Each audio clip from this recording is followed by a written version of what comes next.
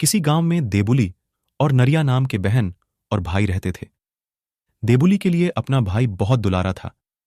नरिया भी अपनी दीदी से बहुत प्यार करता था। वे दोनों एक साथ ही रहते, खेलते, खाते पीते थे। जैसे जैसे दिन बीतते गए, देबुली और नरिया बड्डे होते गए। एक दिन ऐसा भी आया, देबुली की शादी घर वालों ने तय कर दी। कहानी के अनुसार देबुली का ब्याह उसके गांव से बहुत दूर किया गया। अब नरिया अपनी दीदी के वियोग में दुखी रहने लगा। ससुराल और मायका में काफी दूरी होने के कारण देबुली का मायका आना कम हो गया। नरिया देखता कि गांव में अन्य विवाहिता त्योहारों में अपने घर आती। इस बात पर नरिया अपनी दीदी को ज्यादा याद करने लगा और दुखी रहने लगा। नरिया को देख के उसकी ईजा को फिक्र होने लगी। ईजा ने नरिया से कहा, बहुत दिन हो गए, तू अपनी दीदी से मिला। कल तू अपनी दीदी से मिलाना और खाली हाथ मत जाना।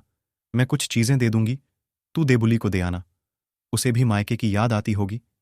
ईजा ने प्रसाद, पूरी, रायता, पुए, सिंगल, फल, साढ़ी, बिंदी आदि एक बड़ी टोकरी में रखकर नरिया को दे दी और कहा कि जा, ये भेंट स्वरूप ले जा और अपनी दीदी को देना।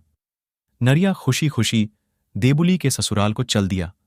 उसे वहां पहुंचने में 2-4 दिन लग गए। जब नरिया देबुली के घर पहुंचा तो देखा दीदी सोई हुई है। नरिया ने कुछ घंटे इंतजार किया, लेकिन देबुली नहीं उठी। काम करके थक गई होगी, इस विचार से नरिया ने भी उसे उठाना उचित नहीं समझा। दूसरे दिन शनिवार होने के कारण नरिया ने आज ही वापसी करने का सोचा, क्योंकि पहाड़ों में शनिवार को थोड़ा कामकाज या कहीं सफर में जाने के लिए उचित नहीं माना जाता।